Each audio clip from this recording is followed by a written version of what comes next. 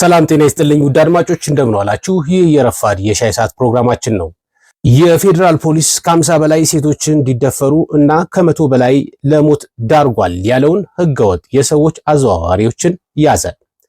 የኢትዮጵያ የፌዴራል ፖሊስ ከ50 በላይ ሴቶች እንዲደፈሩና ከ100 በላይ ሰዎችን ለሞት እየዳረገ ነው ያለውን ህገወጥ አዘዋዋሪ ትግራይ ክልል ሽሬ ከተማ ውስጥ በቁጥጥር ስር ማዋሉን አስታውቋል።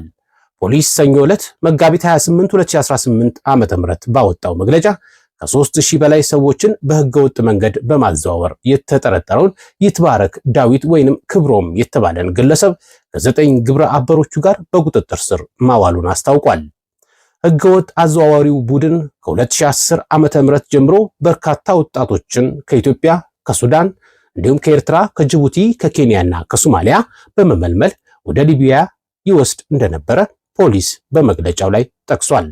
ህገወጥ አዘዋዋሪዎቹ ሊቢያ ውስጥ ተጎጂዎችን አግተው የሚያሰቃዩባቸው 5 መጋዘን እንዳላቸውና ከዚህም አደገኛ ወንጀል ከ3 ቢሊዮን ብር በላይ ሲያንቀሳቅሱ እንደነበር ፖሊስ አስታውቋል።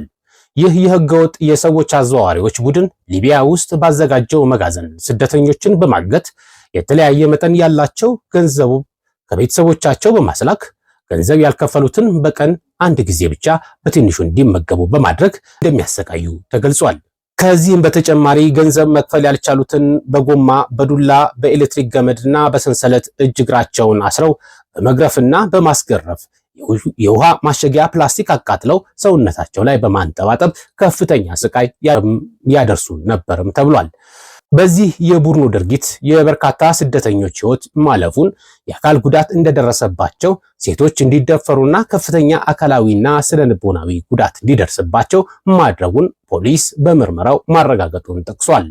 የፌዴራል ፖሊስ በመግለጫው ላይ ከ100 በላይ ተጎጂዎችና ቤተሰቦቻቸውን በሀገር ውስጥ እና ከሀገር ውጪ በምስክርነት ቃል የመቀበል ስራ መስራቱንም ጨምሮ ገልጿል።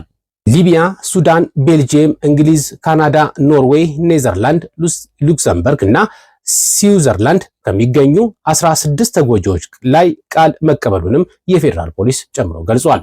በትግራይ ክልል ሽሬ ከተማ በቁጥጥር ስር የዋለው ክብሮም በተለያዩ ሀገራት የሚጠቀምባቸው ከ4 በላይ ስሞች እንደነበሩ ፖሊስ በመግለጫው ላይ አመልክቷል።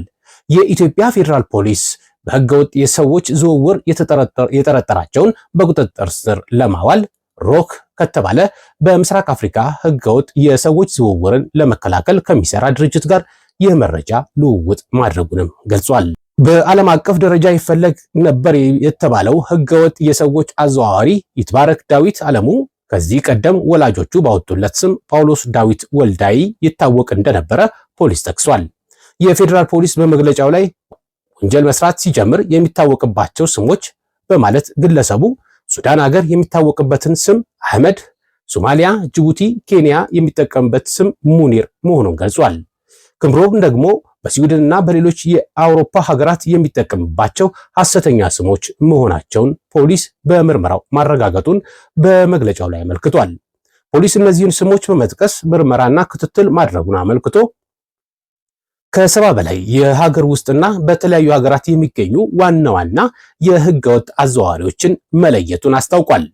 ከዚህም በኋላ ፖሊስ ዋና ተጠርጣሪ ነው ያለውን ክብሮምን ጨምሮ በአጠቃላይ ከ10 ህገወጥ የሰዎች አዘዋዋሪዎችን በቁጥጥር ስር አውሏል።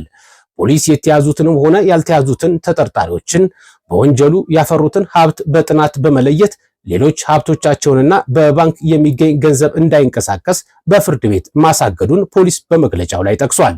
ከተለያዩ የኢትዮጵያ ክፍሎች የተሻለ ኑሮን ፍለጋ በርካታ ወጣት ሴቶችና ወንዶች ያላቸውን ለህገወጥ አዘዋዋሪዎች በመክፈል በአደገኛ ሁኔታ የሀገራትን ድንበርና ባህሮች በማቋረጥ ሞትን ጨምሮ ለተለያዩ አደጋዎች ይዳረጋሉ። ፍልሰተኞቹ በጉዟቸው ውስጥ ከሚያጋጥሟቸው እንግልቶች እና ለህይወት አደገኛ ከሆኑ ክስተቶች በተጨማሪ በህገወጥ የሰዎች አዘዋዋሪዎች እጅ ለብዝበዛ፣ ለመደፈርና ለስቃይ፣ ለአካል ጉዳትና ለሞት ይዳረጋሉ። ለዛሬ ያስኩላችሁ መረጃ ይህ ነበረ። በሌሎች መረጃዎች እስከመመለስ